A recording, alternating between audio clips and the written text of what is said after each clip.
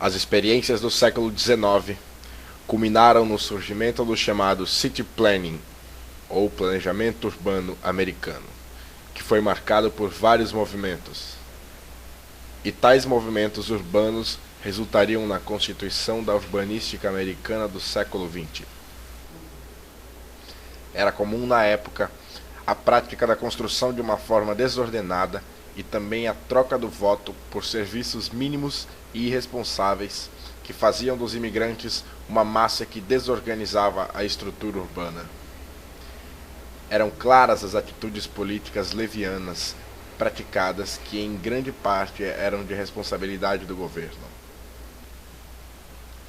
Os movimentos surgiram exatamente contra essas práticas, sendo o White City a primeira mobilização nesse sentido. Defendia a higienização da cidade, como a pavimentação, a iluminação das ruas, o abastecimento de água, a rede de canalização de esgoto, a coleta de lixo e o controle dos incêndios. Inspirados nitidamente pela obra do arquiteto Daniel Burnham, o movimento City Beautiful surge como sucessor do White City.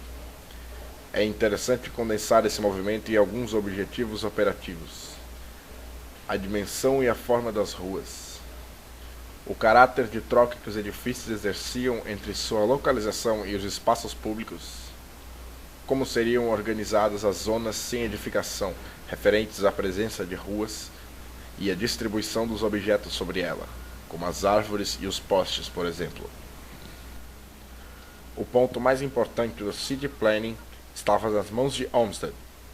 Suas concepções de parque, estudadas sobre a ótica da cidade, pautada entre outras coisas por princípios científicos, criaram o Park Movement.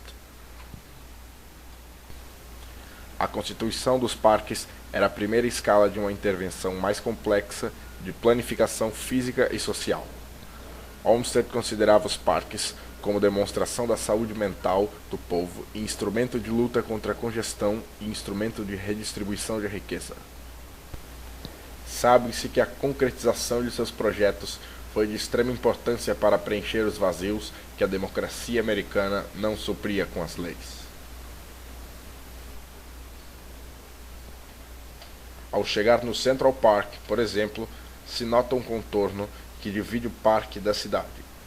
Logo vem a sensação de se estar num ambiente tranquilo, porque na verdade se faz uma experiência meditativa.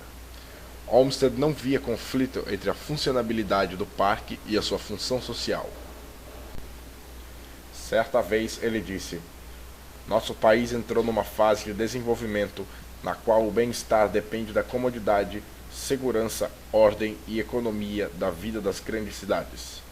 Ele não pode prosperar independentemente disso."